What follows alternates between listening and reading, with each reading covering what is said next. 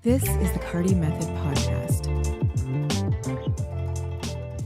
Hey, welcome. This is Portfolio Lab. I am Steve Carty. I've been a professional photographer for 35 years. I'm obsessed about helping the next generation of photographers get to that place where they're making good money with their cameras. We're doing it ethically. We're doing it in an industry standard way. And Tuesdays and Thursdays, I look at your show. I look at your images on my show. Tuesdays, I look at an image that you're thinking about putting in your portfolio, and I let you know yes or no, and give you a very detailed critique. Thursdays, I give you a pro-level assignment, and today is Thursday. Today's pro-level assignment for week 21 is artificial light, and I asked you to use artificial light as your main or as your primary light source. I asked for a vertical image. That, again, I want it to be a man-made light source. It can be, if you don't have studio lights, it can be light bulb, it can be street lights, it can be neon, it can be LED, it can be anything. So use light artificially. If you shoot places, highlight a space transformed by interior or exterior lighting. And if you shoot things, the goal is and was to showcase a product or an object with studio flash or creative artificial lighting. And again, I asked for a vertical single page image. Let me tell you why this matters. Mastering artificial light, it expands your creative control and your marketability, which proves that you can deliver professional results in any condition. So learning how to shoot artificial light is a superpower. It is an essential skill. And if you want to level up how much money you're making with your camera, you have to learn how to light artificially, like you actually do. Are you ready? Oh, by the way, if you want to join, all you need to do is go to thecartymethod.com/portfolio lab, and that's how you sign up. So you can have the kind of feedback loop that these photographers that you're about to see are getting. And again, signing up for Portfolio Lab gets you access to up to 8 photo reviews per month. That's 2 a week. Four times. So that's like 2 times 4. That's 8 per month. If I'm doing very basic math, yes. And imagine in 12 weeks, you have a portfolio. So it's pretty sick. All right, let's start. You guys ready for me? Are you ready? You two? You into it? You ready? Ooh, ooh. I'm ready. I'm excited to see your artificial light images. We're going to start with Mr. Adam Lee. Adam says Lee's been winning a lot of awards doing dog shows with his poodle. Can he use this for his website? How can we improve? Z8 50mm ISO 100 5.6 at 1/100th of a second with one Westcott FJ 800. This is Adam Lee. Adam, this is a yes. This is like a dog show and a dog show winner. Can he use this for his site? Yeah, Adam, this is really good. It's strong. Let me show you this as a cover. I mean, it's the cover of Man and Dog magazine. I mean, what do you want? This is perfect. Let me look at this as an 8x10. Adam, you're leveling up quick, bro. You're leveling up quick, and your editorial sensibility is there. Can he use this for his site? Absolutely. Let's break it down. Let's go in a little bit tighter. I want to see how we are on focus. We are good on focus. The light is good. He's repping Texas. The doggy looks good. Couple of small things as far as debris. You know this guy, Debris? Seriously, I bet you in 2025, at least one black child is going to be named Debris. I swear, Debris Johnson. Yes or yes? Debris? Debris Johnson? That's why my parents named me Stephen, my sister, Catherine, my brother, Leslie.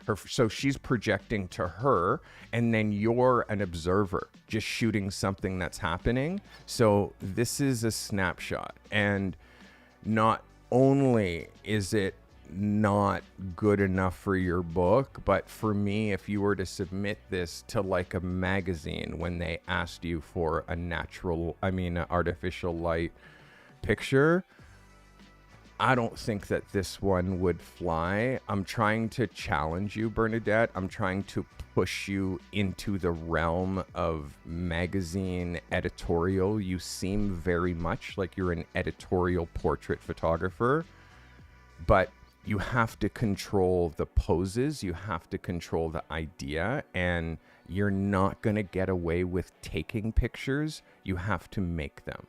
And for me, for what this picture looks like, it's too snapshotty. It's too snapshotty. I don't think it's good enough for your book. I hope that helps. That is Bernadette Kellerman. And Bernadette, with the settings for this frame, you're shooting ISO 500, 125th of a second at 1.8. Yeah, I guess this is kind of how you had to go. But again, for me, it's idea and execution, and we're not really executing an idea here. You're taking pictures of something that's happening. I hope that helps. All right, that is Bernadette Kellerman. Thanks, Bernadette. All right, let's see who else we have today. This is Malik Brand. Shot this for a fighter friend of mine, aiming for a gritty environmental portrait. I wanted to challenge myself by stepping out of the studio and only using the lighting in the room. A7 III, 85mm 1.4, ISO 320, f 1.4. You're shooting wide open. Malik, you hear me say this every week. You hear me say this every week. You hear me say this every week. Don't shoot wide open. Don't shoot wide open. Don't shoot wide open. I'll say it a third time so everyone else can hear. Don't shoot wide open. This is Malik Brand. Malik, thank you for submitting. Appreciate you. So Malik, in this scene, there's no reason to shoot wide open. There's no reason to shoot wide open. It's not necessary to shoot wide open. All that you're doing is what this guy's doing in the picture, which is flexing. You're saying, I have a 1.4 lens. So there's also a bit of a treatment on this picture, like a LUT or some sort of a preset, which is making the blacks and everything feel really washy. Something I've been saying, like, leave the presets for Peter McKinnon and those other dudes on YouTube that don't know any better. Like, work in 2025 is not preset. That's not the look. The look is very much like film. That is the look of what's happening in 2025. So compositionally, Malik, this is strong, but you have to understand, I can't get past the treatment because it's affecting your contrast. Like, everything is yellow. And if you're not doing a treatment, then it's not color balanced. When you're shooting with fluorescence, and this is fluorescent light, fluorescent is like the least flattering light on skin, and it's really difficult to color balance. It's why photographers don't shoot with fluorescence. So you're in a situation here where all of these weights are white. So that's why you have parts that you can color balance off of. Also, these shorts are black, right? Like, they're black and gray, but I feel like they are gray, actually. Okay, they're gray. The weights are black, though. Do you know what I mean? Like, back here, this shadow detail. And if I go up here and I show you the quality of your image, you can see that, like, that digitalness, that's exposure. And it's what you're doing in post. What you're doing in post, this treatment and these LUTs, it's doing something to your file. Because shooting with the Sony A7 III, the file's going to be better than this. So I just want you, like, these are the things that I'm looking at. And when it comes to like what your pictures look like, they shouldn't have a cast. There should be no cast one side or the other. So compositionally, yes, Malik, compositionally strong. Does this work for an 8x10? Yes, it could be an 8x10. But using fluorescent as a light source, it's always going to be a no. It's always, and I know if you don't have lights, like you use what you have, and this is part of it, but you're learning like it's incredibly hard to color balance and you can't save it in post. This is an image because of the lighting conditions. Whenever I have to shoot and I'm forced to shoot under existing light and it's fluorescent, I always shoot black and white. I always deliver to client in black and white because of the cast. It's really hard to color balance fluorescent. So for me, make this shot black and white and resubmit it on a Tuesday and give me better processing. I'd also love to see this without any sort of treatment, closer to out of camera. I hope that helps you. That is Malik Brand. And again, Malik, it is a very strong image. I need to see your site, because when I'm able to look at your website, what I'm able to do then is I'm able to see how your work works together and how your skin tones and your color balances and your exposures and your style and your subject matter and the collection of pictures that you're putting together. Like all of that we learn from your website, because I can actually see who it is that you're trying to be, who it is that you're trying to attract. What we put on our website is who we attract. So this goes for everybody. Like, this is why having a professional website is so important. You're actually able to see your work as a collection and not as a series of one-off images. So this is Mr. Malik Brand. And again, Malik, comments from the Peanut Gallery saying that they would have preferred to see this cropped a little bit without, like again, you crop so the door, like right here, isn't so crooked down here, and then the gap on the door there is not the same as the gap here, so then just cut that out. Just cut that out. And then there's this on the ceiling, which is kind of crooked. And then this, which is also crooked. So then you just cut that out. And then that becomes your frame. This is what chat is saying. So yes, Mike, I agree with that. I hope this helps you. That is Malik Brand. Malik, it's a good swing, my guy. It's a good swing. Malcolm's asking, should you make your professional website before or after you have enough content? Number one, this isn't about volume. It's about quality. It's not about volume. Your website is not a scrapbook. It's not, here's everything I've ever shot. You need a website wherever you are in your journey. Even if no one sees it, it's for you to be developing your work and seeing not just how your work looks as as a single, it's how your work works together, and you actually start to see your style. And if you watch Thursday's episode, I'm going to lean really in on photographic style, because I feel like photographers, you all have a style, but you don't know it. And no one's helped you develop your style yet. So that's what I do for the people in Portfolio Lab. I'm actually helping them develop their style as well as their work. And I'm showing them their style. So Sunday's episode, I'm going to dive deep on style and what I call your photographic rules. I have rules to how I shoot. And Sunday, I'm going to break down not only my rules, like the way that I light in studio, the way that I light on location, the way that I pose people, the way that I crop, like how far away I stand, like all of my rules, the backgrounds that I use, how I use locations, how I use the studio, like I have rules. And if you really study my work, you can actually see my rules. You have to study, but you can see my rules.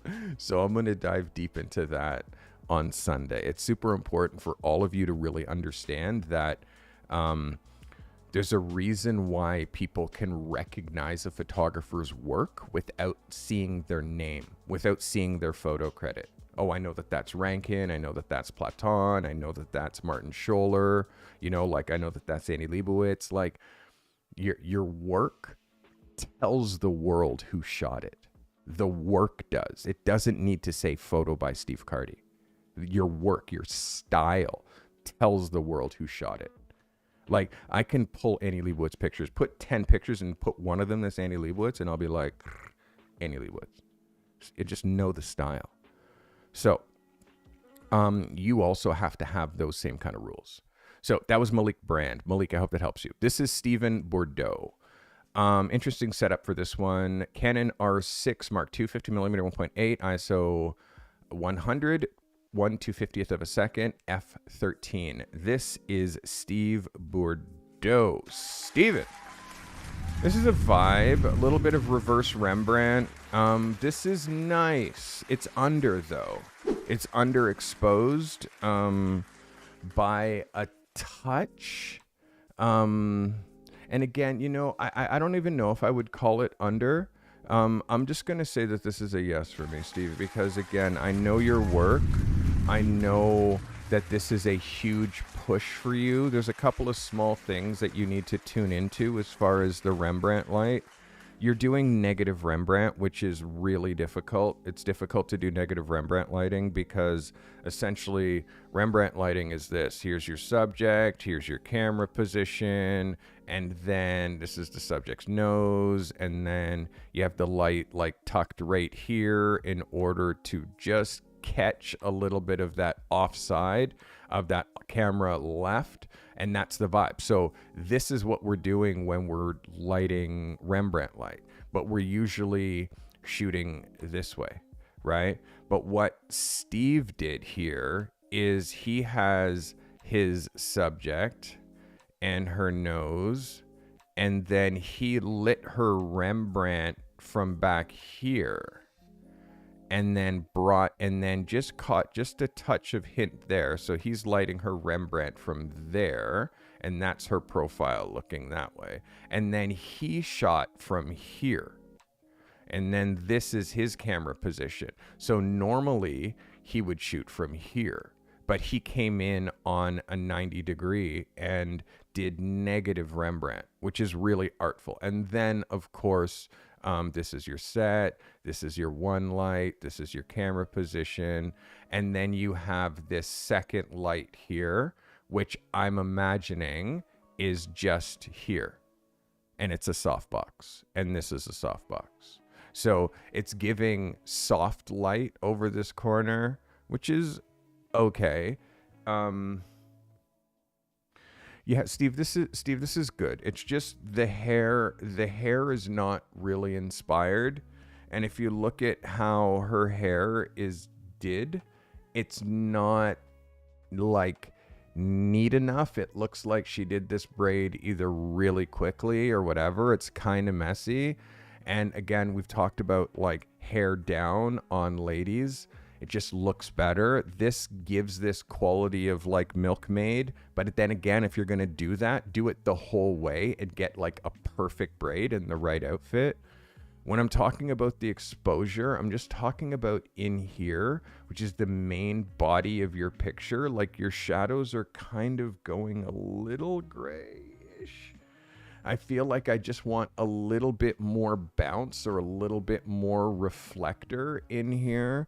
And you can see what I mean about the hair, because this stuff up here, and you did like a little bit of flyaway clean, which I can see, but then it just becomes like this part, you can't clean that up because it's messy here. and all you can clean is like against the edge, and then it doesn't look natural. So be very wary of hair up for females, Steve. And I know that you shoot way more guys than you do females. And as you're trying to get into shooting ladies, I'm going to remind you, like, hair down as much as you can, and be really conscious of it, especially if you're backlighting it against a dark background, because the flyaways are going to kill you. This is a really good effort from you, Steve. And again, you're trying something different, but I also want you to know, stylistically, this is where, when you watch Sunday's episode, you'll realize, like, style-wise, what you're doing here is something that you've never done, so it doesn't look like your work. Do you know what I mean? It doesn't look like your work because you've never done it. So when I'm scrolling through the pictures and I see this picture and I see your name attached, and I'm like, really? Really? Steve Boudreau? Steve Boudreau? Really? Because this isn't how Steve shoots. But you shot like this time. Do you know what I mean? And then you put that in your portfolio, and then it confuses the audience because this isn't one of your isms. You haven't established this as something that you do yet. So, and then again, there's this one small thing with this shadow here. Your light back here is too much this way and needs to go more that way, because you can see this nose shadow isn't joining that shadow. So that means that light that light needs to go that way more. So this shadow travels this way more, right? And then if you skied that light, that nose shadow wouldn't be right to here, because you can see light travels in straight lines, right? So, and I can see that highlight right there. I can see the softboxes right there, which means this nose shadow is just tucking right here, but that's not joining this shadow, which means the light needs to go up and around that way. So this nose shadow comes lower and then tucks into there. And you'll have still a highlight here. It'll just be half of it. It'll be just from there instead of as low down as it goes. Okay? That is a deep dive review for Steve Boudreau. I hope that helps you, Steve. All right. And yeah, by the way, the way that I break down light, you can do it too. You can do it too. It's actually like, all you need to do is realize that light travels in straight lines. And I can look at any photo from anybody, from any era, and tell you exactly how it was lit. Exactly how it was lit. You can do that too. You just have to learn how to read photography. You just have to learn how to read light. And it's important. All right, this is Mike Graves. Mike says, this is a leather bucket. Shot a few things. This is my favorite. A7 4 135 1.8 ISO 100, 5 seconds at f16. This is Mike Graves. Mike, thanks for submitting. Mike, I'm imagining that you're new to artificial light. You're just kind of getting into it. You shot on what looks like black velveteen, and you did some darkening, but the darkening that you did wasn't really quite to the edge. So I see like the thing that it's sitting on, and I can see the fabric up here. And then there's some ghosting that's happening all the way around here. And you can see inside here where you did no darkening versus over here, which is actually 100% black. You can see the difference. You can see the difference in here, which is like gray, and here, which is black. And I know that you did clean up. I know that you did clean up because I can see it. And also, when you're shooting, when you want black, you can't use cloth. This is cloth. You have to use velveteen.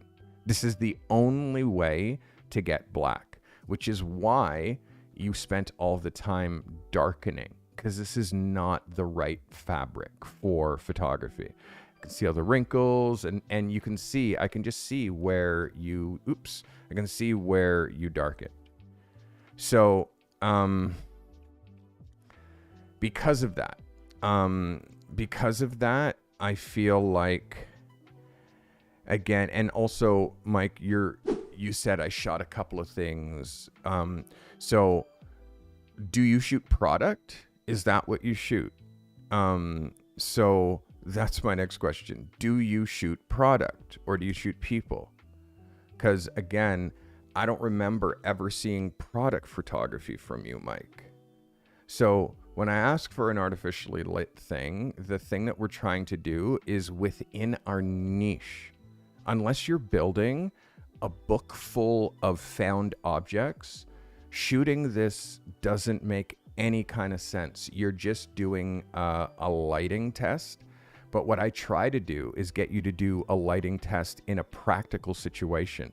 I shoot people, therefore I'm going to shoot a person artificially lit to practice, so I have that for my book.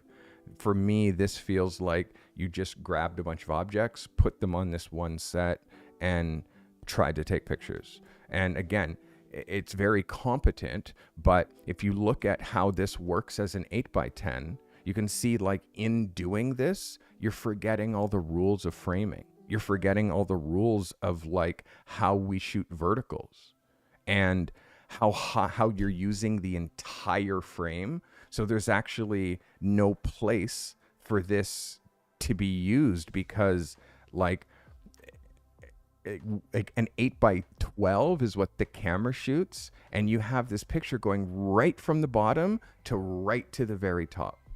So there's no way to, like, magazines aren't 8x12. The pictures aren't that long and thin. Magazines are more like 9x12. Instagram is 4x5 proportion. So you're also too close.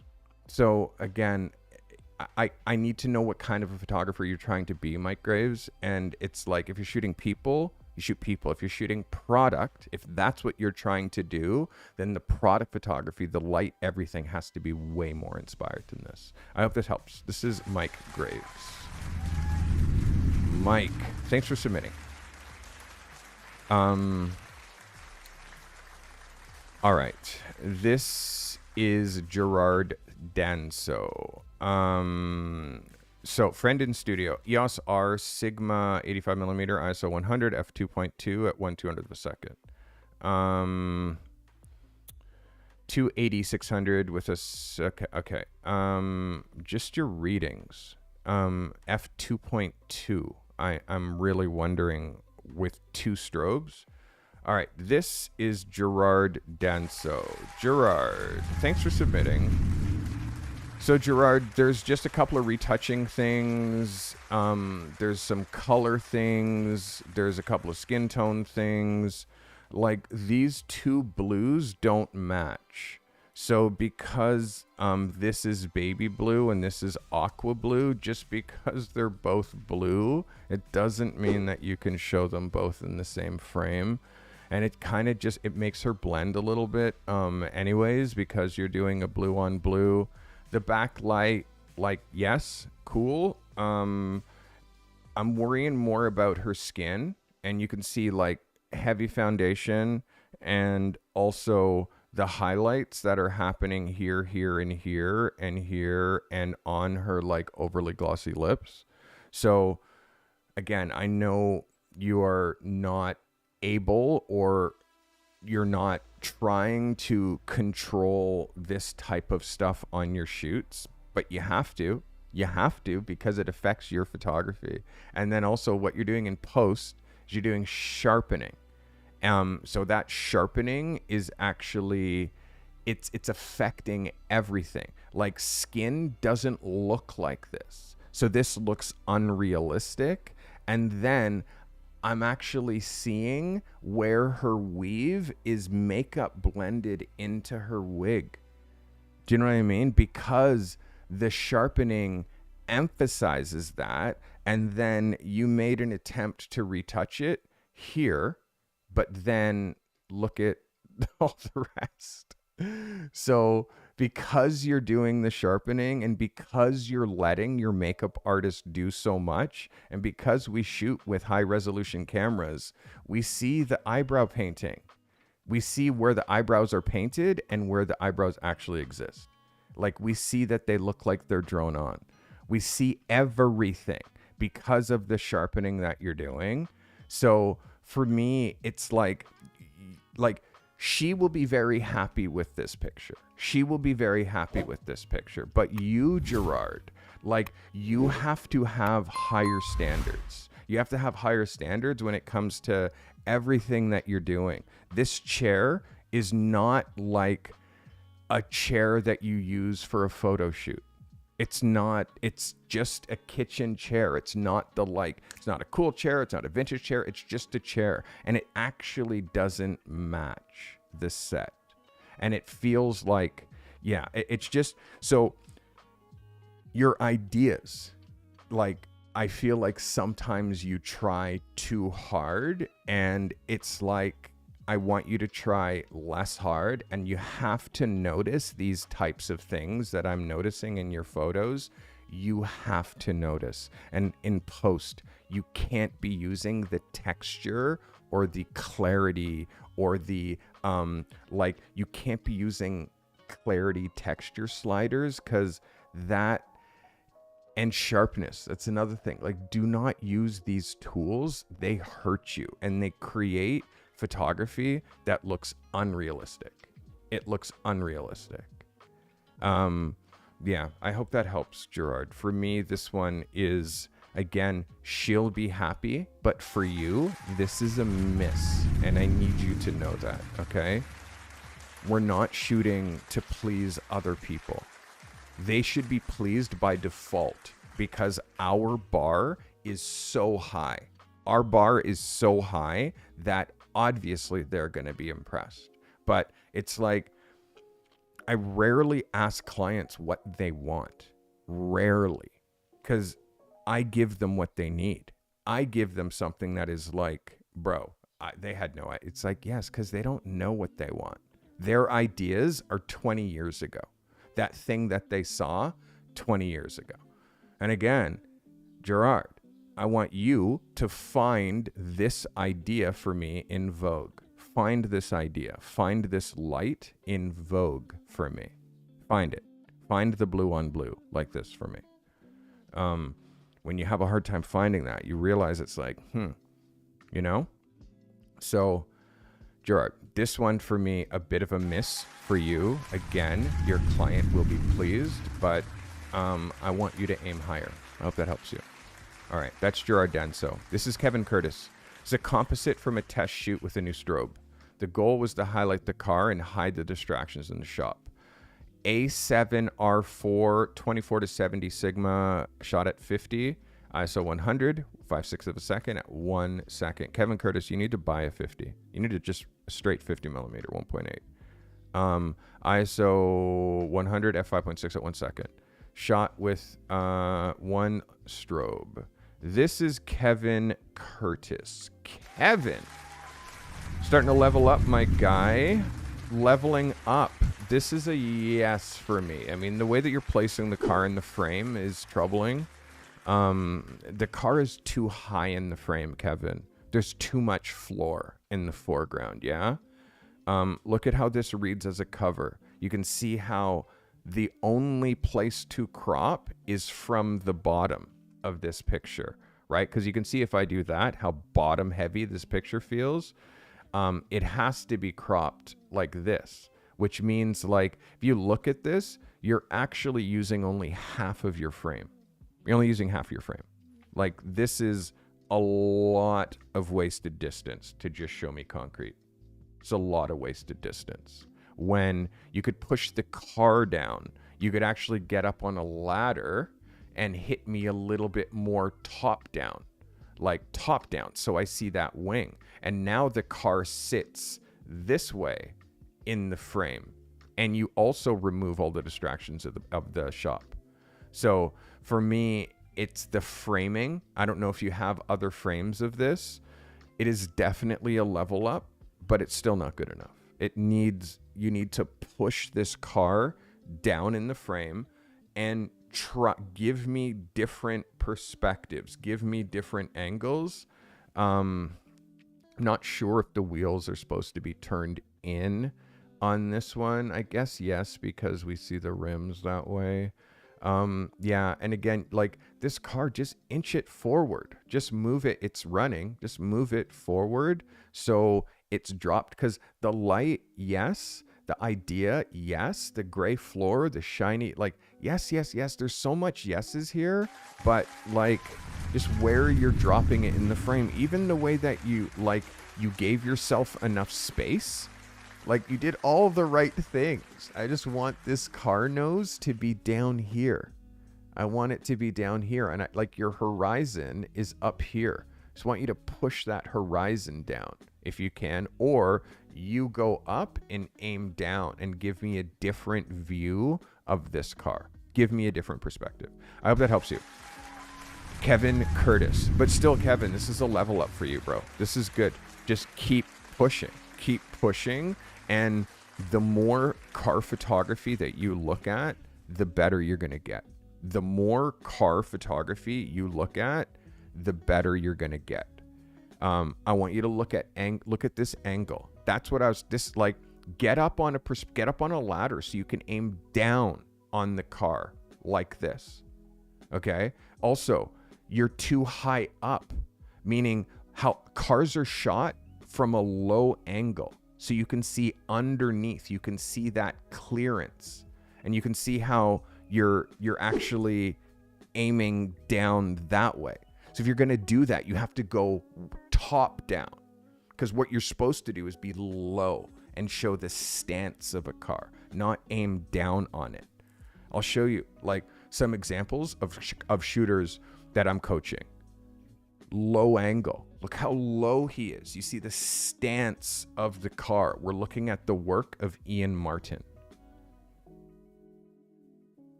Low angle.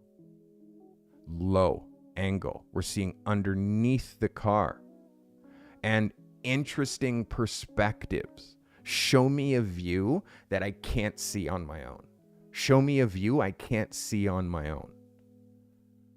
So this is Ian Martin. And again, you'll see what I mean with the way that Ian makes these cars look so mean, because he shoots them from a lower angle. Again, I want you to see your perspective. You're in between. You need to go way up or way down. But like this angle is not it. I'm going to show you Sean Thomas. And you'll see from Sean Thomas, again, this is something, as I've been coaching Sean for over a year, one of the things that I helped him lock in is the angle at which you need to hit cars. Low. Okay? It hits so much harder when you shoot a car from a lower perspective.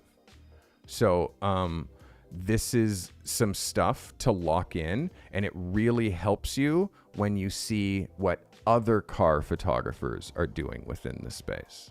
And if I go one step further and go to Behance and come on Behance, and then say car photographers, automotive photography, and I say filter, creative fields, photography, and you now see the best in the world. Like, well, now you get to see what like the highest level car photographers in the world are doing. Right? So if you're not looking at reference material, to see, now car companies are using GIFs in order to advertise their car. They're using GIFs. So are you making GIFs? So this is what I do, is I look here, and then you create a mood board of and again, look at this. So if you're not looking at photography that is so good that it makes you want to quit, like, you're looking at the wrong photography. So this is what I look at. Like and this is the type of stuff that when I'm coaching a car photographer, this is the road that I take them down. I take them down this road. So you can see like how the best in the world, the people who are getting hired to shoot for major brands, the kind of work that those photographers show in their portfolio. Like Sam Chick. And then let's look at Sam Chick. Do you think Sam shoots everything? Do you think Sam shoots everything based on that one editorial, this one thing? Well, of course not. Of course, Sam shoots only cars. Look. Just cars. So this is what I preach. And the reason that this is so good, it's because this is all he does. And I can tell by just looking at this one story. I can tell that this is all he does. So people think that like how you get good at photography is you just shoot a bunch of different things and like the thing that's the right thing will like magically appear. It's like, you'll quit. How you get good at photography is you pick a horse, pick a pony, stay in that lane and be obsessed about one type of photography, one niche. That's it. One lane and obsess over it. It's like a sport, okay? Professional photography is a sport and your niche is your sport. So if you're like, my God, if you're jumping all over the place, it's like trying to be a professional football player and a basketball player and a hockey player and a baseball player and a soccer player. Like you're trying to do all of those professions at the same time. How does that work out? All right, Kevin, I hope that helps you. This is Denise Tuggle. Nikon D850, 24-75 lens, ISO 100, f16, 1/60th of a second, shot with 2 newer strobes. This is Denise Tuggle. Denise, let's get it on. Denise, we're getting there, girl. We're getting there. This is a little flat. It's a little flat. And again, this is what I want you to do. I want you to stop propping. Okay? Stop. I'm going to ask you for no more tea bags, no more, like, I just want the product. Just give me the product. The light that's on the can is inspired, okay? But the light that's on these is not, because you're now trying to light the can and get good light on these vegetables. They don't make sense. This is Dos Equis. It's beer. So why? It's like, oh, with a blend of beer with flavors of tomato, lime, and spice. So you're showing me tomato, lime, and spice. So it means that you think that I'm simple. And you need to show me those 3 things because it has these 3 things. Denise, I want you to master one thing, which is lighting cans. Forget about the fruit and vegetables. And also, what I'm trying to get you to master is this can and the set that you're putting it on. Okay? And just creating a shot just of the can. And again, I've done this before, but we're going to do it again because I think it's helpful if I do it again. We're going to go to Behance. And then we're going to look at food and drink. Food and beverage. Okay? So food and beverage is a niche, right? And then I'm going to say filter, and I'm going to say creative fields, and I'm going to say photography. Okay? And now I'm going to see only photography. Now, I'm seeing a lot of mixed cans and like I'm seeing sets. Okay, so we're gonna do something else. We're gonna say Coca-Cola. And then I'm gonna say under photography. And look at this. Just the Coca-Cola bottle. Just the bottle. That's it. Just the bottle. There's no anything else. It's just the bottle. That's it. So for me, this is the type of mastery that I want you to try. This is where I'm trying to get you to lock in on. I'm not trying to get you to build sets because you're still new. You're still brand new, Denise. Look at this.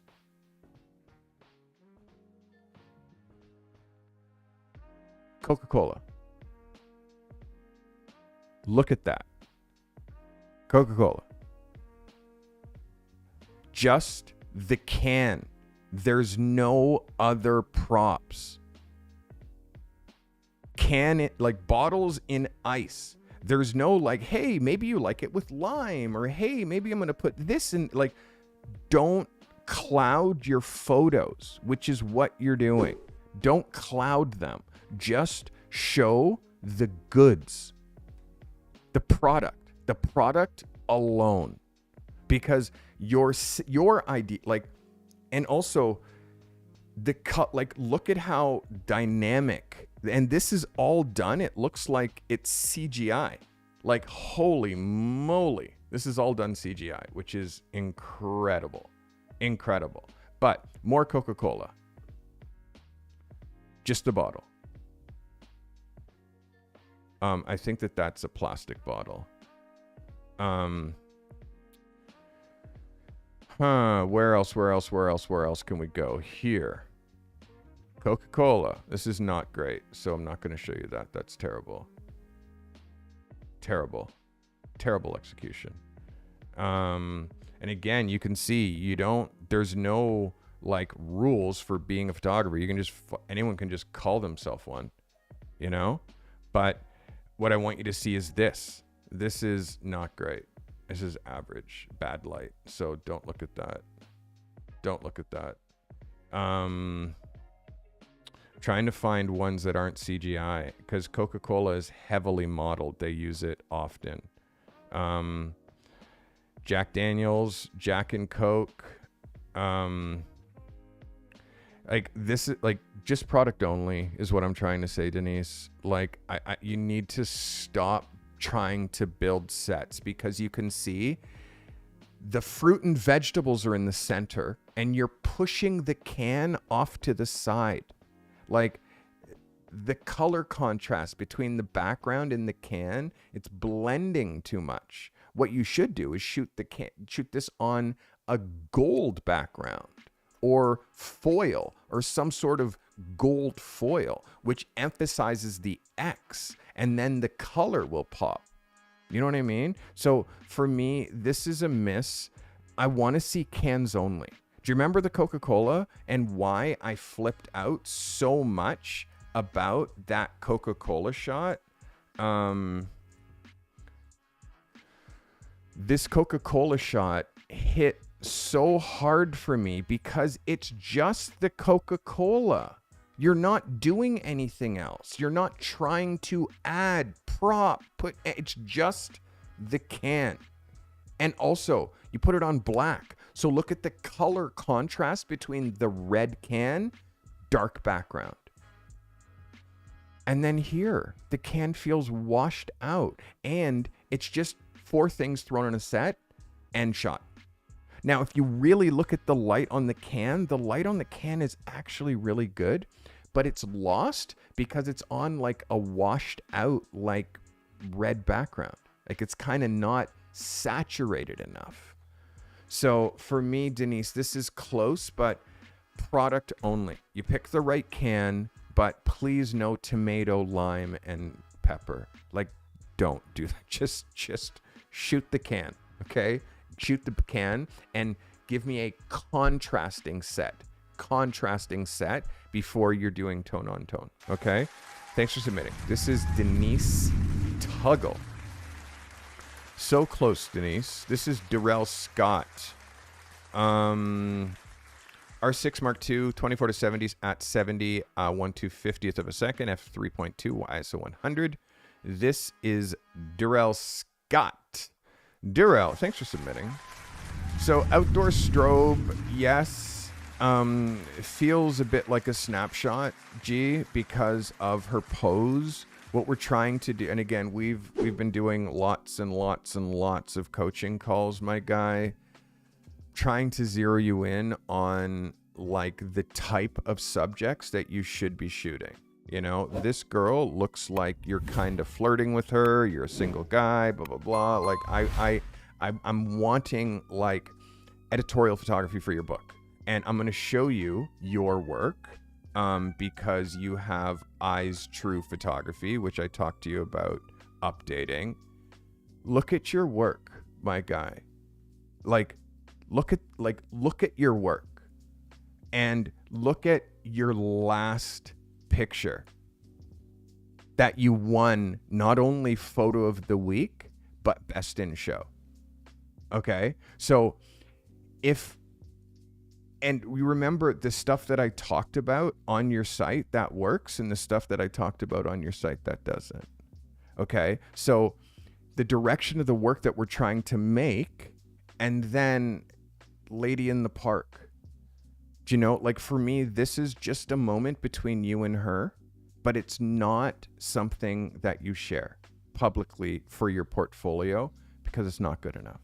And I believe that this is not the kind of face that's going to fit within the collection that I'm trying to help you put together on your website, which is a collection of faces that will get you hired by by the right type of people. We've had this talk.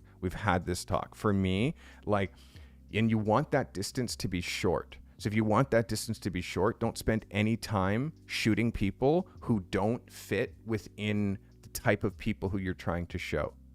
Like if they're not paying you, it's like, yeah, okay, click the picture, share it with them, but it's not front facing. This can't be front facing, Darrell. It's not good enough. I hope you understand. I hope that helps. That's Darrell Scott. I mean, yes, you shot artificial light, but it's not enough. It's not enough. Especially after what you sent me on like that one photo of the week on Tuesday. It's just not enough. All right. This is Samuel Salling. This is a memorial shot. Okay. All right. So this is Samuel Salling, shot with the A7 IV 16 to 35 2.8 at 32 millimeters, ISO 100, f22 at 25 seconds. Ambient light plus strobe flashing while walking. This is Samuel Salling. Samuel, this is a vibe. I definitely see this. And again, for somebody who is shooting architecture, the ghosting and this idea is very clever. The walking up through here. Yes, very clever. And then a couple of flash pops to like camera. Let me see your framing. I want to make sure that this frames up as an 8x10. And it does. This is good, Samuel. This is good. It frames up as an 8x10. It doesn't give me any anxiety there. It works as a cover. It's very iconic. It's very much to what you shoot. Although I want you to remember this is a monument. I would have loved for you to have done this with a building, like with an architectural building, more so than a monument. Like, yes, I understand the context and blah, blah, blah, but no one's going to hire you to shoot a monument. They're going to hire you to shoot architectural buildings. Still a really good effort and a really good idea. I would love to see it applied to a different space. For me, this is like the second tower type structure in a row for you. Let's go back to buildings, okay? This is Samuel Salling. All right. This is Doyle Daniels. Doyle says, test shoot, seeing if I can help shine a light on some local community resources. Like this little leave a book, take a book. Z8, 50 millimeter, 1.2 seconds, 80 ISO 800 f2 at an 80th of a second. This is Doyle Daniels. Doyle, let's get it on. So I appreciate the idea, bro. I wasn't really sure based on the description where you were going to go with this. But I appreciate the idea. You just need a brighter LED, like kicking light up at you. Using the phone flashlight, it's not enough. The phone flashlight is not going to do it. And I'm going to show you. I'll show you the difference. Like if you were just, this is one of those things, like you had the idea as you were out there and you tried to make it work. You did a pretty good job. But the difference is like this, which is this. So I'm trying to like light my face with this, right? Let's go like this. Trying to light my face with this, you know? So what we do instead, because you're trying to make it look like illumination is coming from the book, you need a brighter source. You need a brighter source. And my suggestion is something like this, which is a Ulanzi light. This is the diffuser. This is a Ulanzi RGB white light. So hopefully it's powered on. Hey, we got some power. So look at the difference of this. So then now I have this on my phone and I'm like, you know, and you kind of just hide it. You know, so it's so much brighter. So imagine you take this and you have it here in the book and he's like, and it's lighting his face, but you're hiding this. A phone light isn't bright enough, Doyle. It's just not. You need, this is $40. $40. It's like the size of a wallet. You can easily just, and it also does every color. So you can use it to like put like a rim on someone or light a wall or whatever. This is what you needed to make this the exposure in the main just a little bit more. Still, it's a really strong execution. I'm happy that you included a person with it. It works as a cover. It works as an 8x10. Again, it's just, I just need more exposure on him. And personally, like the leave a book, take a book, like, yes, you are bringing awareness to this for the neighborhood. So I see the validity of you doing this. This picture doesn't quite fit in your portfolio. So what I would do is remake this picture with like maybe a laptop where the laptop's open and you have a guy like on his laptop and there's all that like light coming at him. Just remake this picture in a different context without the like take a book, leave a book kind of a concept. But again, it's an idea, better executed with a bit of a brighter light. I'm not sure if this is going to fit in with the body of work that is D2D, what is it? DCD. There you go. Yeah, like you have other stuff of this guy that is so much stronger, and you have other portraits that are just so much stronger than that frame. I'm not sure if this one is gonna make it. I hope that helps you. That's Doyle Daniels. Thanks for submitting, Doyle. Ramon Trotman, going after low-key lighting for drama. Sony A7 IV, Tamron 70 to 182.8, ISO 100, f8, 1/200 of a second. Shot with an 8600 strobe and a V flat. This is Ramon Trotman. Ramon, nice light. I'm not 100% on the pose. I'm not 100% on the pose. Again, it's very awkward having square her up, have her look at camera. If you want to use her arms, have her use her arms this way, having her turn this way and then turn her head this way, and then the pose is awkward. The light is beautiful, but the pose is very awkward, and I don't believe is her most flattering angle. Like I wouldn't shoot her from the side. I would shoot her from straight on and have her square have her square herself up. And again, she's wearing a bandeau, so you can make her look like you can shoot beauty of her. So she's presumed nude because you're shooting from bandeau up, right? So then like you don't see anything. So you can just essentially get skin. So you put a table up and you have her lean on a table, and then she can do all of these poses because she has something to support her. Like, so she can do like all of this stuff because she's like on a table. Like that's kind of like, it's so much easier for beauty. For me, this body angle and the body language, it's just not right. I would love to see another edit, but for me, this one is not it. Yes, on the light, Ramon. Yes, on the light. No on the pose.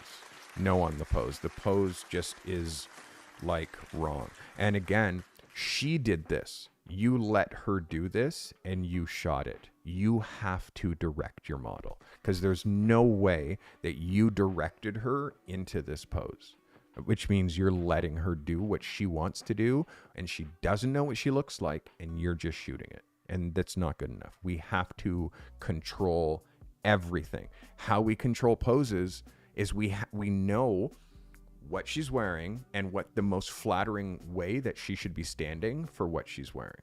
And in fact, we have references. We have visual references, and it's like, you see this? Do this. Exactly. And you show them, and then they do that, and then you're like, yeah, exactly. Okay, now try this. Like, deliver to them exactly what you want it to look like. And then it makes it really easy for the subject, rather than you saying, okay, do something.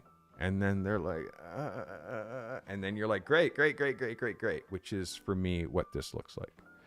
And again, that's not good enough. Ramon, trying to take you into the top 1%, my guy.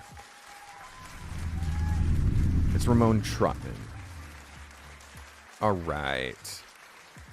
Ramon, ready to take your photography business to the next level? I've created 3 powerful tools designed to make an immediate impact on your workflow, your client outreach, and your daily habits. These resources will help you work smarter, grow faster, and feel more confident in building your career. You'll find links to all 3 under tools at thecartymethod.com. If you're struggling to find clients, my Cold Outreach Master Pack has everything that you need to land new business. It includes 18 proven email templates and a step-by-step guide for writing emails that get opened and generate real responses. If you're ready to take your client hunting strategy up a notch, this pack gives you clear, effective blueprints to start getting results. Consistency builds success. My professional photographer habit tracker is your daily accountability tracker. It helps you build the habits that matter most to running a successful photography business. Track your progress, set meaningful goals, and stay focused on what moves the needle. If you're serious about making steady progress, this tracker is a game changer. Shoots can get chaotic. Stay organized. My Ultimate Photographer's Call Sheet is your one-stop solution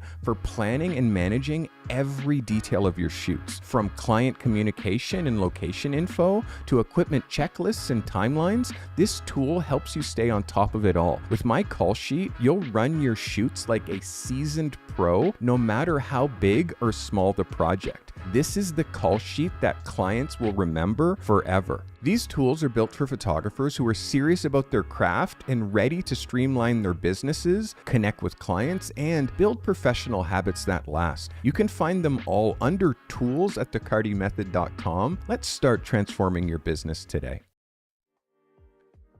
It is Chris Foster next.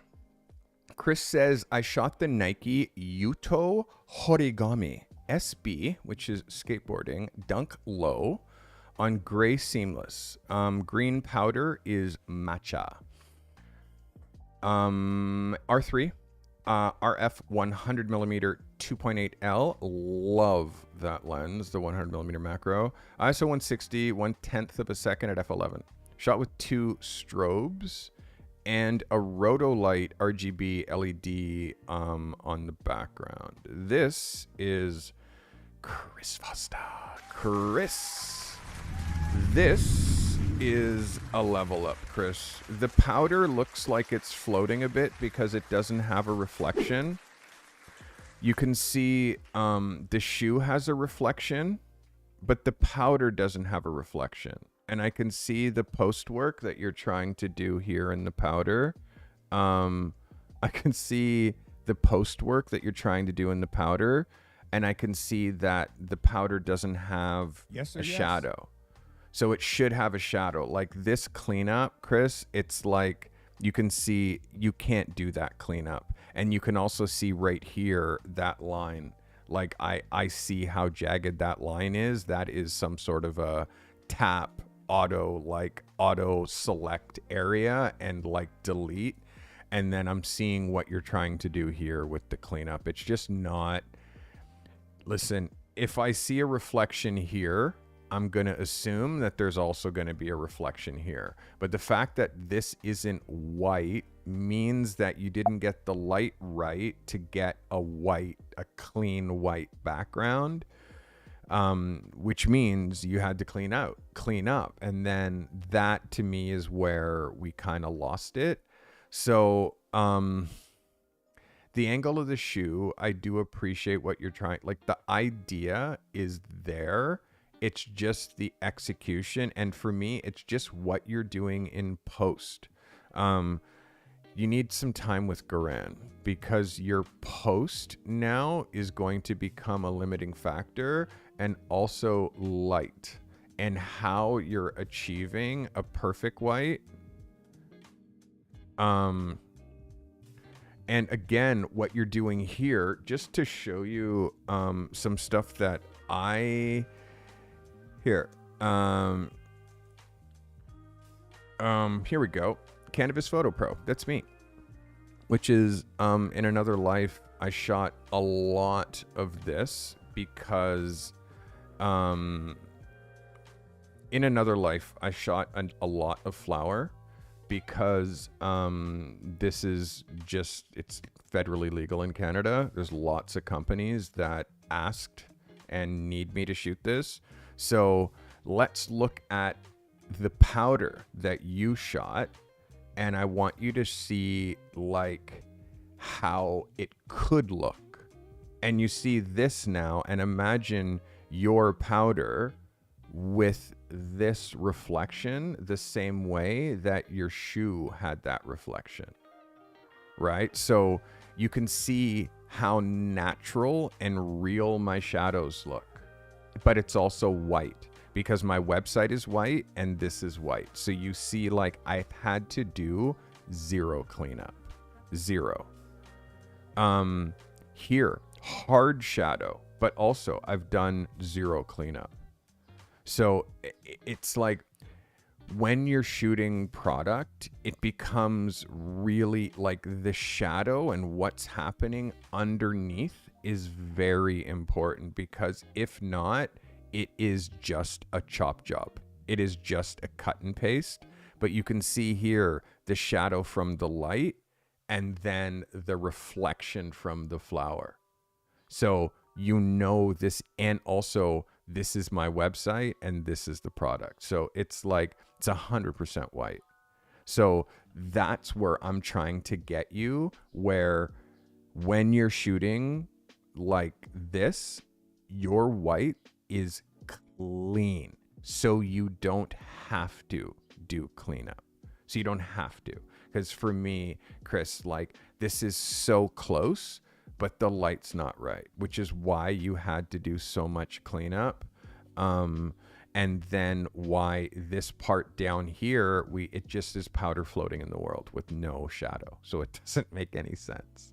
So for me, Chris, this is close, but it's not quite there. And again, remember this auto select, you can't at the level that we're trying to do it, bro. It doesn't cut it. We have to do it. We have to be way more. You have to feather it and all this stuff. So if you don't have a lot of experience using that side of Photoshop, like you're just selecting and deleting and making if that's what you're doing, you got to lean way more in on light in order to make it so you're not having to do that on the back end. I hope that helps you. It's Chris Foster. Really good swing though, Chris. Like really good swing, bro. All right. This is Natalie Murdoch. Okay, Sony AR7 II 55mm 1.8 ISO 800 5.6 at an 80th of a second. This is continuous light, and this is Natalie Murdoch. Natalie, this is nice. This is nice. This is inspired, and this is a yes for me. This is a yes for me. Look at this as a cover. Again, the over the shoulder, I'm not sure why photographers want to have your subject like this. Yes or yes. And then shoot like this. Like, it does really weird things with the neck. This is why you hear me talk over and over and over again about squaring up your subject. Square them up. Have them stand and look directly at, it makes it so hard to light her face. And then also, Natalie, because you're shooting her from the side, what's the one thing that you notice about her face? Like, what's the one trait that you notice about her face? The thing that you notice is her nose, right? You notice her nose because you positioned her face in a way that, of course, you've noticed her nose because you have a dark shadow on this side of it, which you're highlighting it. You're drawing a triangle there. See what I'm saying? Now, if her face was dead on, now that nose, which is coming out this way, is going at camera. And then you light her frontal, and the nose shadow, instead of going left-right, goes below. And then you have a very beautiful, super flattering shot of this lady. Her hair is very buttoned up. I'm imagining like that's her style. You're not really able to tell her to take her hair down, but you can definitely shoot her straight on. Like for you, Natalie, this is a great portrait. I'm giving you an 11, but I'm going to reinforce, square her up. Remember what you were shooting at church with your the parishioners, and you were shooting that one picture of them front face to light, and that picture with their eyes were popping, they're looking directly at, all of that stuff was really working. I appreciate that you're doing this artificially, but I want you to try to mimic that flattering front light, because for me, you're lighting her dramatically and you're posing her like how I would pose a man, but it's a woman. So you have to light her softer, and softer means front light, and also not over the shoulder, which emphasizes thickness for females between here and here. So shoot her square on, so her shoulders go this way, and then you can really have her nose and then drop the nose shadow. It's just way more flattering. Okay, try that for me next time, or perhaps you have other edits and other things that you tried. Okay, but again, for you, this is definitely an 11 out of 10. Keep shooting and keep pushing that. You can't take these 4-month breaks in between shots, in between submissions. It's just you make progress and then you lose the progress that you make. And then you shoot there can't be those kinds of gaps. Imagine if you were trying to be a professional basketball player. Hey, Mad Martiguan, thanks for subscribing. If you're trying to be a professional basketball player, do you think that you would make it if you only shot or played every 4 weeks? Do you know what I mean? Or you only played when it was convenient? you'd never make it to the show. The people who are the people who are playing 8 hours a day, every day. And then when they're not playing, they're researching and they're watching tapes of other people playing. And then when they're sleeping, they're fucking dreaming about it. Their whole, you have to 100% immerse yourself in this, which means shooting way, way, way more. And you'll get better. You'll get better so fast because you're shooting every day. Okay? Do that for me. Be relentlessly relentless when it comes to how much you're shooting, Natalie. It'll help you. It's Natalie Murdoch. And my cartel submissions. This is Liza Hyder. Liza, Irina photographed, okay, in front of, I can't read this. This is too much, Liza. I can't read the text. It takes all day. Okay, D850, 85 millimeter lens, ISO 100, 1/50th of a second at 4.5. This is Miss Liza Hyder. Liza, this is beautiful. This is a yes for me. This is a yes. This is a yes. Really, this has depth. I want you to really watch the posing. Like, this arm feels like it's holding there a little bit. I already know that this hand is holding there. So just, again, work on the posing, but this is really strong. It's technically perfect. Really strong exposure. The skin retouching. Make sure that there's no blur. Like, make sure Suhail is not using any blur in your retouching, because for me, it looks like there's a little blur happening in the skin. You can tell up here in the hairline. You can see up here in the hairline. You can see over here that he's using blur. And that's sloppy, and we don't do that. And I can see also that there's blur over here with like an opacity pulled down to like 50% or maybe 40. So he's putting blur over top, and I can see it here. And I can see it here. So this is, I don't know what's going on. And if Suhail retouched this, this is getting lazy, because this is not what we do.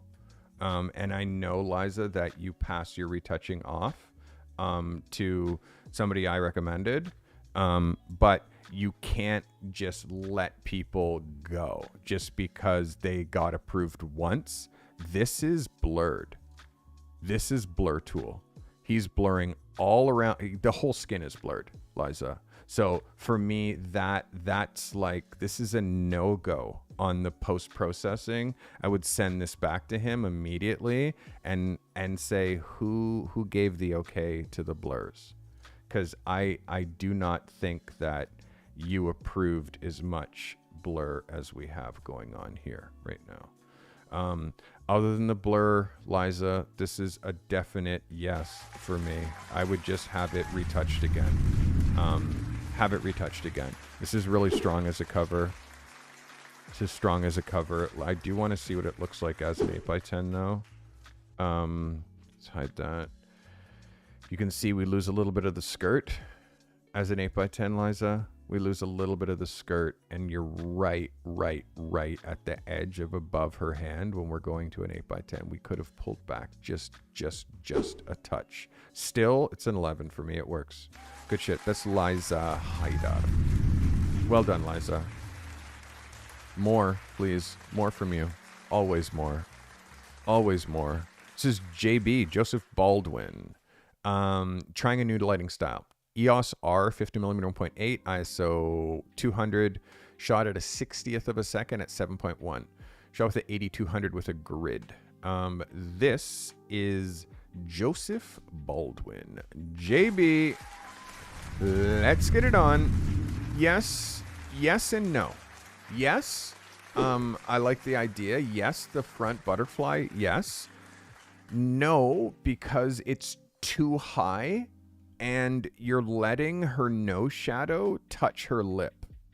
You remember, that's the one thing that I was like, hey, make sure that the distance between the bottom of her nose here and her lip, if you're doing butterfly lighting, that shadow falls right in the middle between there. So this is too low. It's now hitting her lip. And then that means the light is too high. But then also fake lashes. And the fake lashes that look like caterpillars when like you're using top light. Where are her eyeballs? Her eyes are gone because they're shadowed by these, which is putting this huge shadow here, and these ones, which are smaller, it's putting the whole shadow here. So her eye's gone. And literally right here, her eye's gone. And this shadow is because of this right here. So again, artificial light, shooting females, fake lashes, please no, please no, please no. And it looks so fake with the high quality cameras that we're shooting. Look at the gap right here between that one. So for me, in order to do this light, it can't be as high. It works best when you're using just a bit more of a natural face without the fake lashes. And really the marker for how high your light goes is the shadow is in the middle between the nose and the lip.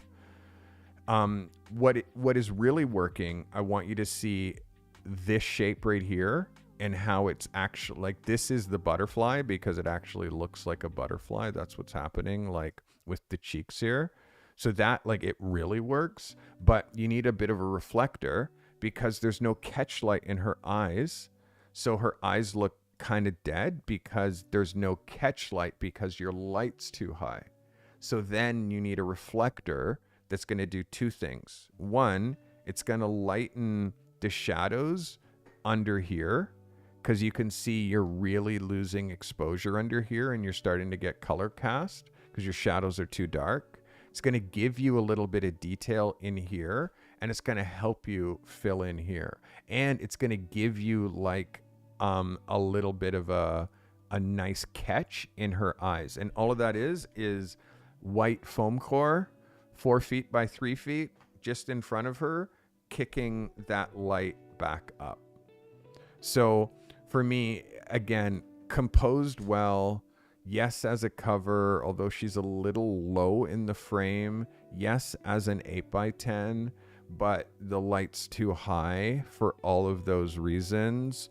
And again, just know that when you're shooting ladies with artificial light, like the lashes are something that they're always going to be something that you see. Yeah.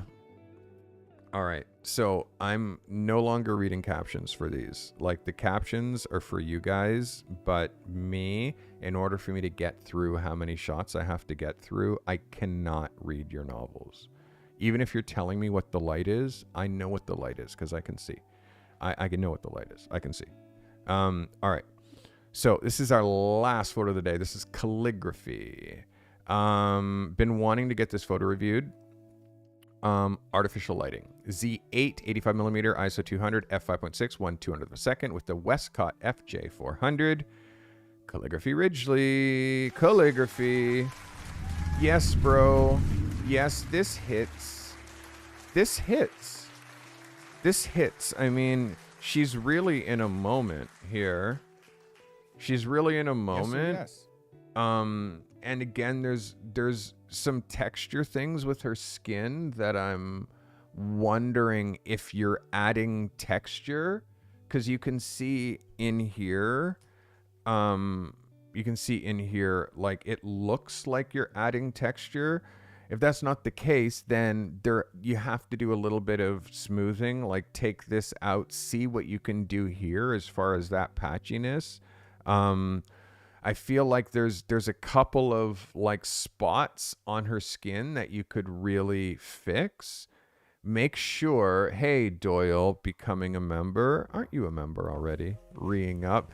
Doyle, Doyle just got his wings, bro. Doyle, look at your wings, dude. Doyle just went from crown to wings. Congratulations on being a member for a year, my guy. Let's get it on. So yes, I'm just seeing the skin texture. That's the thing that's like the most dominant.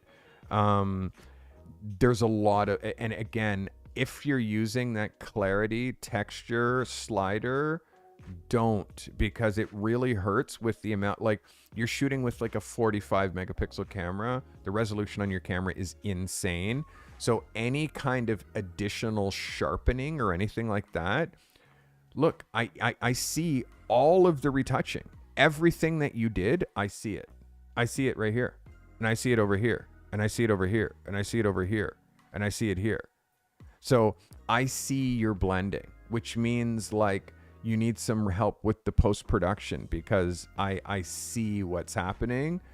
And again, because you're not sure what's going on with the skin retouching, you're just pulling back and not doing, I feel like, enough in order to make it, if you're saying there's no clarity or texture or sharpening, and you're saying in camera, your default settings is, because you can bake in you can have like your picture style as like normal, but when you open it, it says contrast all the way, sharpening all the way, texture, like in camera body.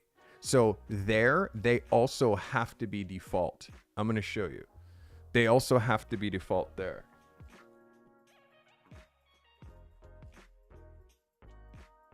And people jack the sharpness here, and then they don't realize that it affects them on the back end.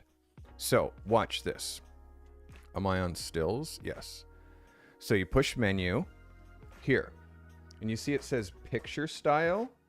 When you enter picture style, and then it says neutral, and then you click that, info detail set, info, look here. You see where it says sharpness, strength, fineness, threshold, like all of these settings. That is what is on your camera, guaranteed. The sharpness there is turned up there. So you're bringing that into RAW, and then you're not doing anything, but it's baked in because you have it on your file because of your settings here. So move them all to, do not add sharpening. Do not add any of that stuff in camera. You want like a neutral image. So you can actually, like, when you look at mine, it looks like film. It's so like literally I was looking at some of my, and I was showing Garan some of my files, and it's like, and showing him how little I do how little I do in post, and I do so little that it looks like film. So look at this file. Okay, and if you look, like, it's completely neutral. Oops, it's completely neutral. Let me find another one that's a bit more beauty. Here, we just do this. Filters, flagged. We'll find my favorites. So when you look at this file, it looks like film. Because I don't do anything to it. Nothing. And the only thing that I add is like, this has just a touch, like this is what the exposure looked like. So to me, I like my stuff to pop a little bit more. So I gave it a little bit of pop. But when you look here, it just looks like film. It just looks like film. Here, let me do that.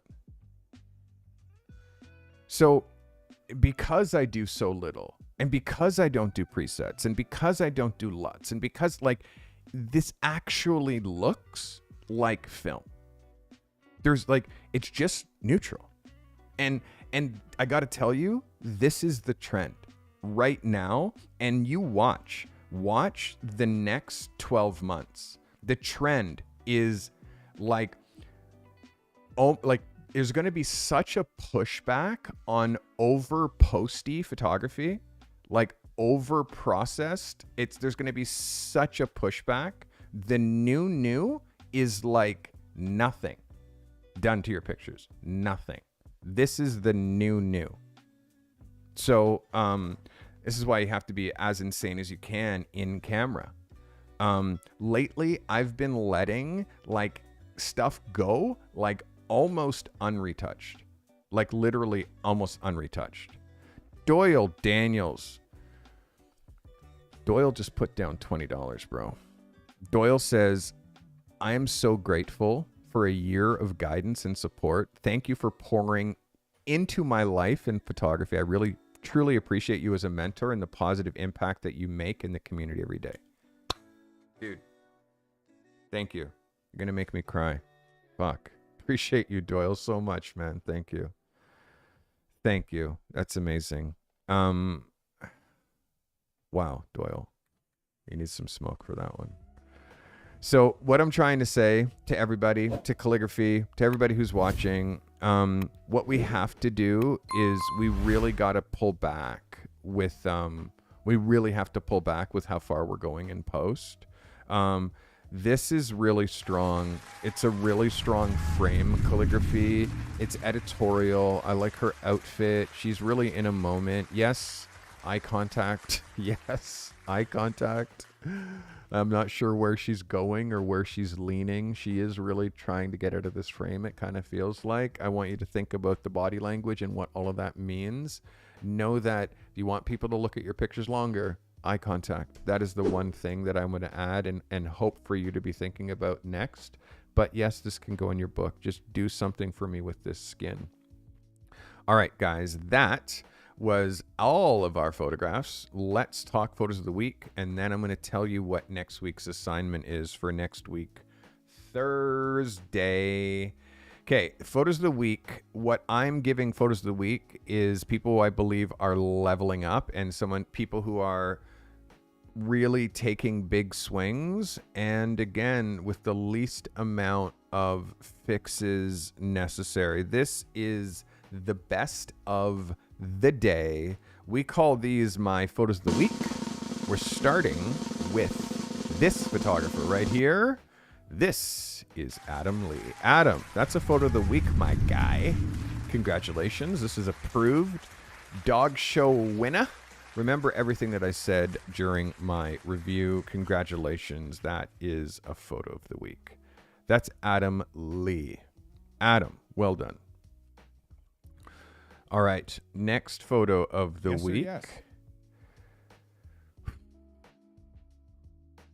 Next photo of the week.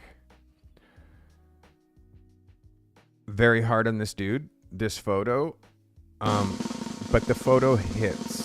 I just want you to remember everything that I said, all right? This is Malik Brand. Malik. This hits. Again, remember everything that I said, all right? I want to reprocess, and possibly I want that picture in black and white. That's Malik Brand, everybody. Next, trying something new. This is Steve Bordeaux. Steve, good swing, my guy. Good swing. Again, make sure you tune in on Sunday where I'm going to dive into rules, your photography rules, how important they are, how none of you have any, and I'm going to teach you how to know what your rules are, how to establish some rules which are really going to contribute to your photographic style. That was Steve Bordeaux with a photo of the week. All right. It was really hard on this guy, but this is a level up. This is a level up. This is a level up. Ladies and gentlemen, our next photo of the week goes to Kevin Curtis. Kevin. Again, remember everything that I said, but this is a Carty approved photo. I do need you to rinse and repeat with this review playing in your ears. You like Debris Johnson? Debris? Oh my God. Yeah. Sometimes I'm funny. All right, photos of the week. Who we doing? All right, here we go. Photo of the week goes to Yes or yes? Samuel Salling. Samuel! Again, shot quite a few towers in the last little bit. As an architectural photographer, I want you to go back to buildings. Go back to buildings. This is a very good execution that I want to see you apply to an architectural rarity. Show me not a monument for the next one. It's Samuel Salling, everybody. All right. Close.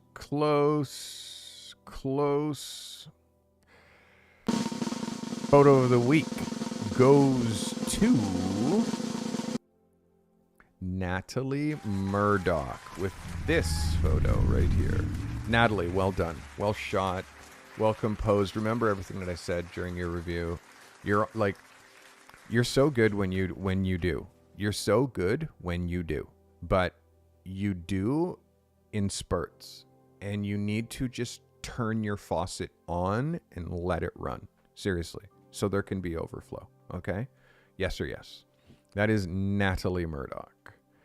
All right, another photo of the week coming to this photographer who wins a lot of them. This is Liza Hyder. Liza, well done. It's a beautiful photograph. I really love this sensibility, Liza. I love your body of work. Do go back to your retoucher, Suhail, and give him an earful. Tell him this is what Carty said about your retouching. He no happy. So, yeah. Yeah. And Suhail, if you're watching, I'm watching. I look at pictures at 1600%, by the way. Just remember that. All right. That was Liza Hyder. All right. We have one more photo of the week. This is calligraphy. Calligraphy. Photo of the week, buddy. Work on that skin for me, but this is definitely something. You have something here. I also would love to see you shoot on location more. I need more of calligraphy outside because it is no longer cold. There's no excuse for you in Pittsburgh. Go out and shoot some stuff. All right. So that was the photos of the week. Are there best in shows? Are there best in shows? Today, we are not awarding a best in show. Photos of the week are more than fine, but let's get into next week's assignment. Week 22 is reflections. I want you to create a horizontal image that uses reflections as the central storytelling element. If you shoot people, capture a subject reflected in glass, reflected in water, in a mirror. If you shoot places, highlight an architectural or landscape reflection to add some sort of depth. Use water. If you shoot things, use reflective surfaces, liquid, water, to showcase products in a creative way. And this is a horizontal, this is a double page spread, which means nothing center focused, and please don't compose on the thirds. You hear me, I'm saying it. Don't compose on the thirds. Don't center focus your picture. Guaranteed I'll get center focus pictures composed on the thirds. This is why this matters. Mastering reflections elevates your visual storytelling, allowing you to add complexity, mood, and creativity to your portfolio. And by the way, every week on Thursday, we do the Portfolio Lab workshop. Portfolio Lab workshop is super dope. We deep dive into what the assignment is this week, show you tons of examples. Usually I do a little bit of a presentation. Garan does a little bit of a presentation. It's super dope. Let me show you some of the things that I've done with reflections in my personal work. This is personal work where I am using reflections. Personal work where I'm using reflections. And again, this is work that I do just for my brain, not necessarily to get work. This is just stuff that I shoot. Stuff that I shoot to like find locations and like test ideas and stuff. Again, reflections through glass. I love this shit. It's one of my favorite things to do. And also shooting people on their phone. This is part of an ongoing project where I'm shooting people on their phone. I'm obsessed about it. Like I'm literally obsessed about shooting. I'm obsessed of shooting people on their phone. So if you look at my personal work, you'll see a ton of pictures of people on their phone. So yeah, this is just, again, personal work. The main reason I'm showing you this is for reflections, for you to get inspired as to how you could apply reflections to your niche. And again, I'm showing you personal work, but I have incorporated this into my main body of work quite often. If you want to see more of my stuff, look at stevecarty.com. There's tons of it there. Week 22 is reflections. Now, also, Thursdays is Zoom day. Thursday is the day that we hang out on Zoom. It is only for Portfolio Lab members. If you are in Portfolio Lab or Pro Lab, my accelerator program, you get access to this. All you need to do is go to the community and go into meetups and you'll get the link. It's free coaching. Essentially, you get me coaching you once a week. It's group coaching. The dopest people come to these meetings. The dopest people are in Portfolio Lab and Pro Lab and in my accelerator, and it's a hang. It's dope. And we always go through something great, and people always learn amazing things. I do not live stream them. I don't share them on YouTube because this is private stuff, and like we're solving people's problems, and really it's just, I hate to create FOMO for you, but it's one of the coolest things that I do are these Zoom calls. They're so candid and dope, and it's just not right for YouTube. I have put a couple of them in my members only on YouTube, but just lately, like I like the feeling of being able to just not be streaming, not be live, not be worrying about an audience, and just talking to people and really learning about what they're dealing with and how I can help them. But yeah, I really like it. I hope to meet you. And how you meet me is in Zoom. I'm going to be there in a couple of minutes. Oh shit, I almost forgot. I bought a new lens, or two. I bought 2 new lenses yesterday. I didn't go there to buy 2. I went there to buy 1, but I bought 2.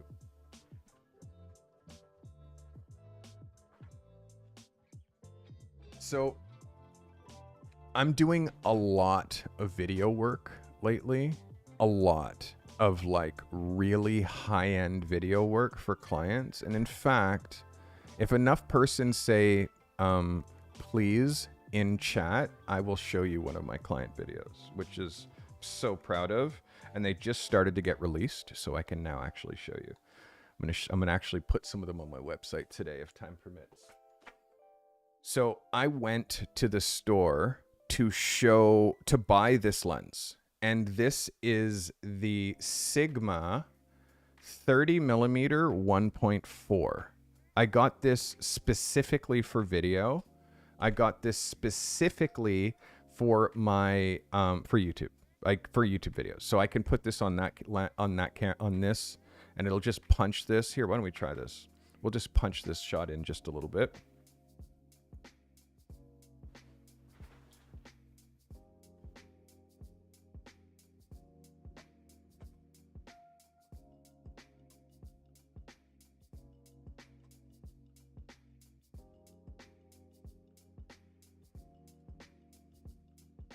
Okay.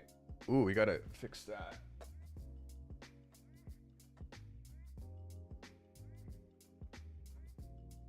Wow, that's very close.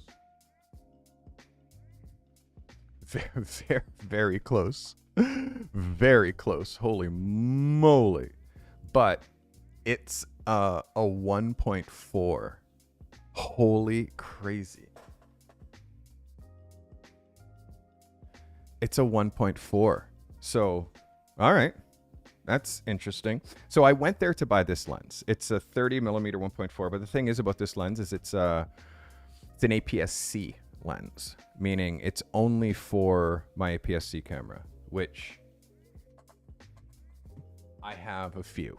This is a Canon R50. This is a Canon R50. I have 16 millimeter lenses for both of them. This is a 16. And there's a 16 on this one. But I just bought this, which is the Canon R50V, which is the video. It's basically like an FX30. It's Canon's FX30, basically. Let me put it in front of my face. It's Canon's FX30, not an FX3 because it's not full frame. But so I bought this lens for this because this and the 16 are so sick. But as he was ringing this up, they have used gear, and I love getting used gear.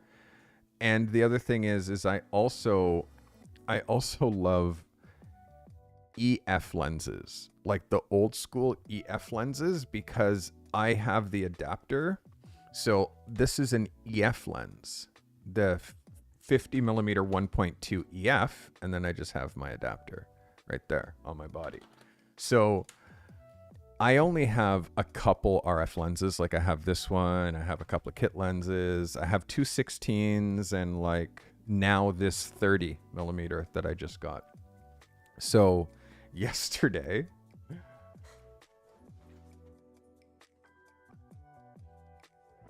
because that 30 millimeter that I bought, I thought that I could use it on my R5, but I can't. I can't use it on this because this is full frame and that lens is like a crop sensor lens only.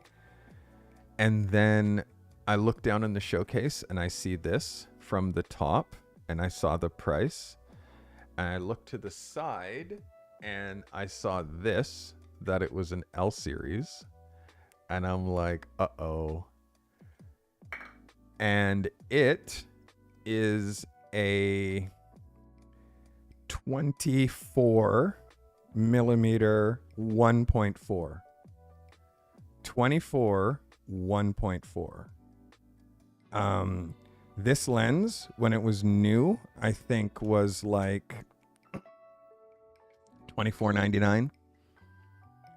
Used, mint, $500. So I just had to buy it. So I ended up buying two lenses yesterday. So this was the second one.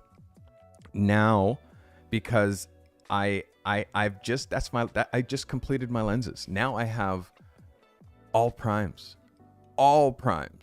I have 24 L series 1.4, 50 millimeter L series 1.2, 85, 100, 135 L series f2, and a 200 2.8 L series. So photography lenses, I'm good. And now with video, and I also have these two 16 millimeters, like this is a 16. So yeah, I shoot all my YouTube on a 16 millimeter lens. That's the focal length for YouTube. This 16 millimeter. This, you can see, is too close. You can see this is too close for YouTube, right? Feels like, but how sharp it is insane. And the depth of field, holy moly, the depth of field is crazy.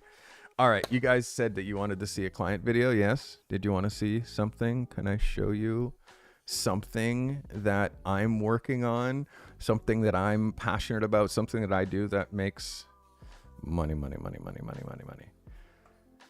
If you want to see, I'll show you. I'll show you a client video, unless you want to see. Yes. So let me, all right, Fiddling.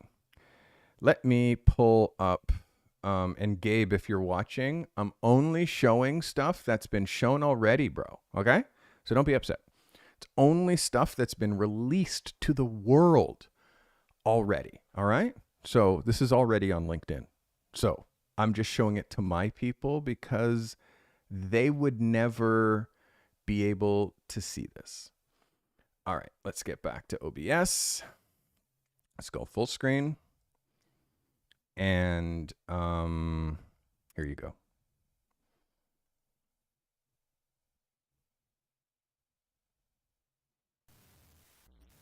Access to opportunity boils down to who you know, not what you know. And the reason why this is a massive problem is because there's a lot of untapped potential out there, people who are really hungry, who have big, big dreams, who aren't able to make their dreams a reality because they don't know the right folks. Humans have this concept called the Dunbar's number, which is how many relationships you can have in your head at once. And for that reason, any person you ask, hey, who's someone you know who could help me with this? They're actually fairly constrained, even though they may have met someone who was actually like that. And the other challenge is you go to these you go to random networking events, and what ends up happening is you build a ton of these superficial connections with the hopes that maybe someday they will turn into something. Now, fundamentally, what helps you build a relationship and understand people well is spending time with them, talking through problems, things that they struggle with. Now, the cool thing is AI has just gotten to the point where it's able to have these really meaningful conversations where it can understand people in a really interesting way. And so fundamentally, because of those attributes, it's actually able to make introductions in a way that no other person possibly could, at a scale that no other person possibly could. And in that way, make people's dreams a reality by giving them access to the opportunity through the network. That's the fundamental idea behind Carty. I'm a builder at heart. I absolutely love building things, and the way I approach building is by first understanding the world, talking to people, like interacting with the world around me, and then based on those observations, be able to create something out of thin air. That is my superpower.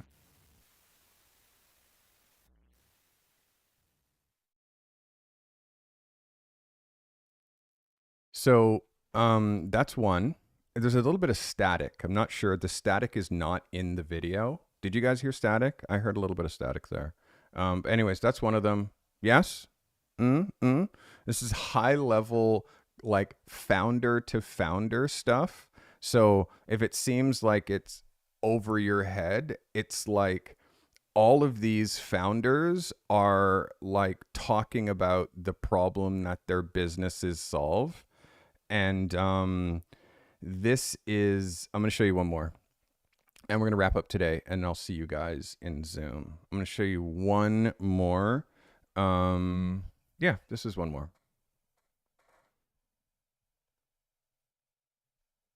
Hopefully there's no static. But again, the static, it's not in the video. It's in the machine.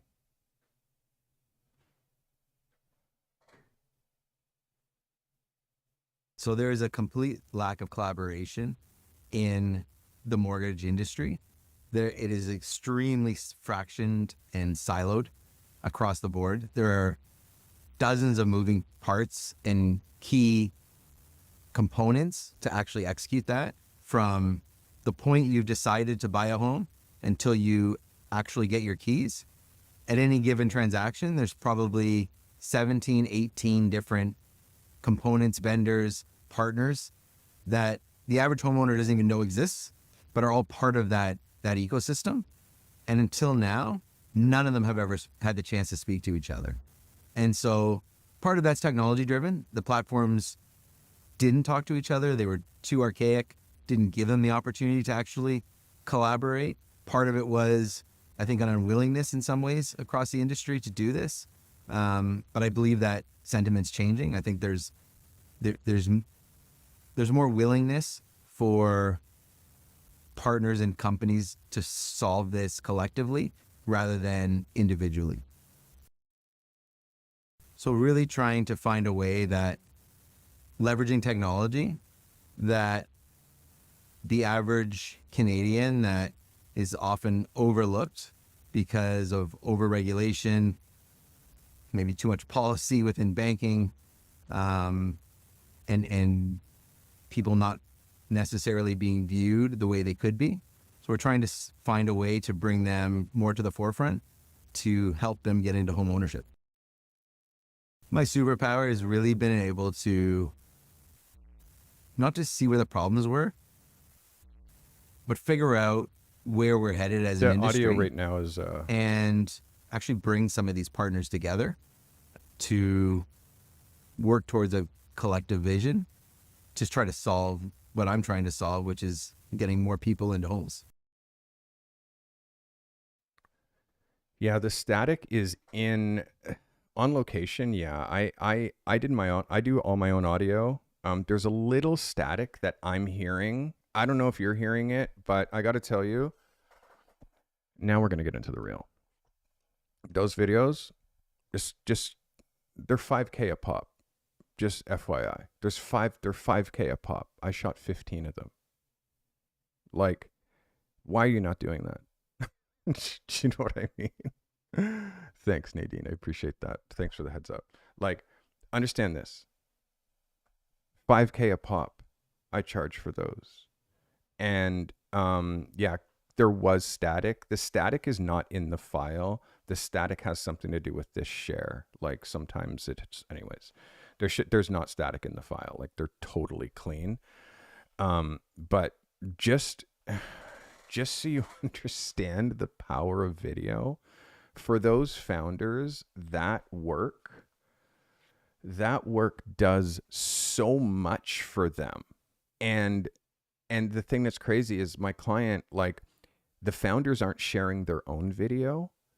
I shot 15 founders. So someone else is sharing your video and then you get to share someone else's. So there's no vanity included. It's like you get to talk about someone else and what they're doing and then share it to your network. So we did it in such a really, the audio, it was so noisy. I shot 32-bit float audio. Like I clean the audio so it's absolutely perfect. You don't hear any back. Like the clients lost their mind. Like literally they were so freaking happy from this work. And now it's leading into like, I have a $40,000 quote that just went out that they're telling me like, and that's 40,000 for like, I don't know, 6, 7, 8 videos. And and that's for 3 months. And he wants to do it for a year. He wants to do it for a whole year. So it's now 40 grand times 3, 4. So, yeah, this is for me, the kind of work that I want to do. It's like, it's really high level work for people who really get me and what it is that I can help them with. So for you guys, this is just a lesson in like photography is the first thing, but then there's overflow, and the overflow is video. So learning how to do what I just did, shoot a very simple, technically perfect interview that is like super engaging. Like this was all my concept. It was my concept. I pitched it to Gabe. He's like, try it on me. And I filmed it with him on Zoom. And then I cut something for him. And he's like, okay. And then did it in real life with these founders. And the feedback was great. And then when he started to see the videos, he was like, yeah, these are good. Fuck, these are good. And then he sent them out to a couple of people to get feedback. And one guy's like, dude, did you bring in a TV company? Did you bring in a television producer to do this? Like blah, blah, blah. This guy's telling me that he's been in TV for 35 years. And this is like at the level of the stuff that he was doing when he left. And I'm like, wow, bro, I got some really good compliments. So this should be inspiring for you to, and again, we're trying to be photographers, but we are actually value creators, not content creators, because there's too much content in the world. We create value, and value can be created through photography and stills and words and social media. And there's so many different ways that our work can go out there to create value for people. So, yeah, I didn't know that I was going to be doing this type of work for this client, but it ended up looking like something that was kind of dope.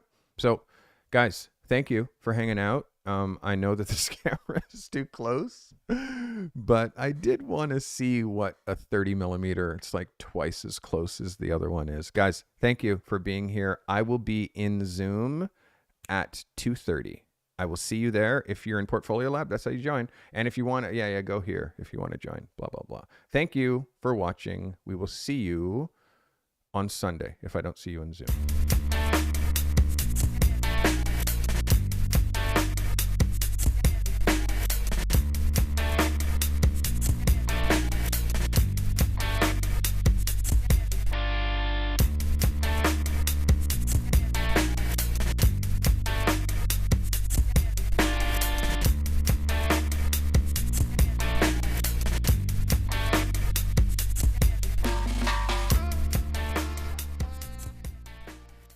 This live stream was brought to you by Pixpa, the best website builder for photographers and creatives, and Indie, the best way to run your freelance business, and by you, the members and subscribers of the Carty Method. Consider becoming a member for $5 a month to show your support for our content, and we'll reward you. You get members-only content every month, and Carty has the best emojis on YouTube, and you'll get that crown badge next to your name. If you're building a photography business, make sure you join Portfolio Lab. How ready are you to be a pro? Take the Carty Method Pro Photographer's Readiness Scorecard. You'll always find helpful links in the show notes. Sharing is caring. If this content has brought you value today, share it, clip it, post it to your socials. Curating and sharing helpful content makes you an expert. Even if the content you're sharing isn't yours, be a curator and share this content with your network. Find your creative and business genius with the Carty Method.